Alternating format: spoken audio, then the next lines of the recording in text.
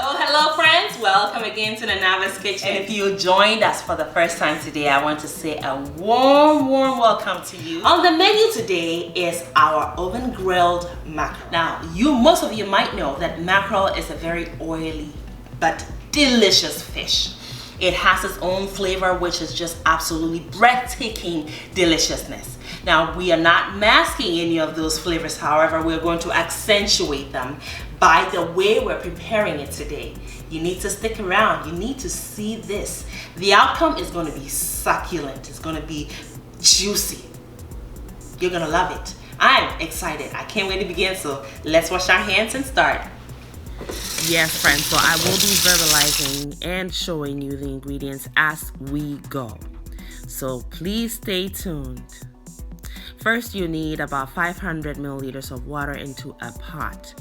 We are going to create a brine, and it is the brine that's going to bring us that succulence, that juiciness. So you can use a marinade. However, in this recipe, we're going to rather brine it. The brine is going to force the natural juiciness of the fish to stay within it so we don't lose it. Now in the brine, like I said, we need the water, as you can see, and I've added the onions. The onions is about a third of a medium size, and we also added 4 Serrano chilies, the red kind, and then I added 2 cloves of garlic, which I crushed. Now I'm using some ginger. This is fresh ginger, so I slice it up first and then I kind of crush it a little bit to release its flavors, and I've added 1 tablespoon of salt. Remember, this is a brine, so you need that salt. What this is going to do once we bring it to a boil is extract the flavors of all the ingredients we have added. I forgot to mention that I also added a Serrano chili, and I only added half of the green Serrano chili. I left the heat in there, which is the seeds and the white membrane, because that's okay. The brine is going to dilute the heat, so no worries. Once it comes to a boil, you're going to shock this brine with some ice, just to bring the temperature down to from hot boiling to chilled, okay, like ice water. Then you're going to add another 500 milliliters of water. Now I will add a little more water later on, and as well as salt, because again, this is a brine solution, so we need that salt in there. So first thing you do after the fish is cleaned is you make those incisions. That's what's going to aid that brine solution or all the flavors in it to penetrate the fish. Here is the salt we're adding. Now the salt, be generous. You're creating a brine. Again, that's what's going to force the flavors into the fish. Be mindful of that. Then you're going to let it sit down and rest for about 20 minutes. It doesn't take long for fish to take on any flavor.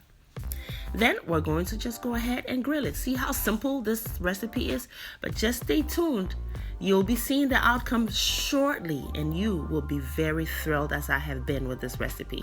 So now you sprinkle a little bit of salt on it. Why? Because that's going to create a crispy skin, crispy outer layer, which we all yearn for, don't we?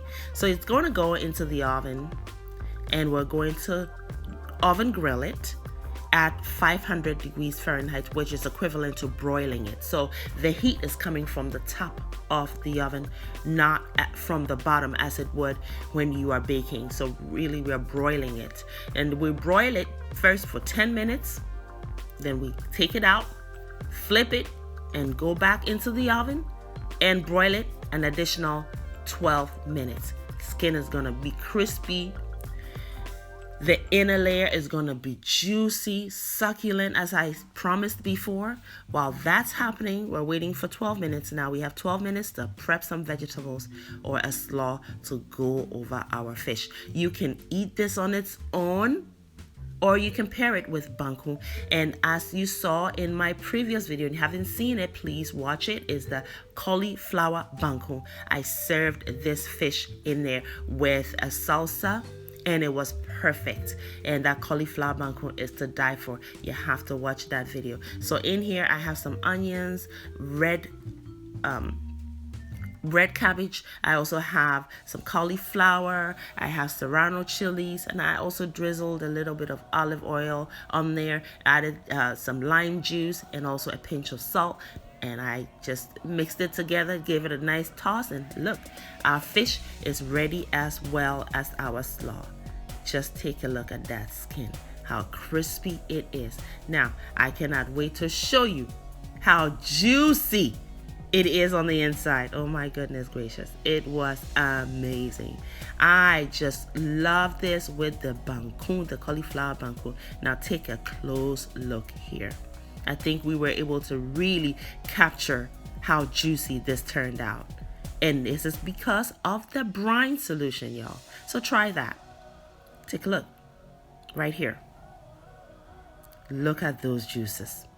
Heavenly, absolutely heavenly. Try this recipe. Make sure you visit Facebook and look for Chop Time Yes Friend and join the group. Start posting your short videos and your photos, food related. I can't wait to see you there. Thank you for watching. Make it a great day and have fun, especially in that kitchen.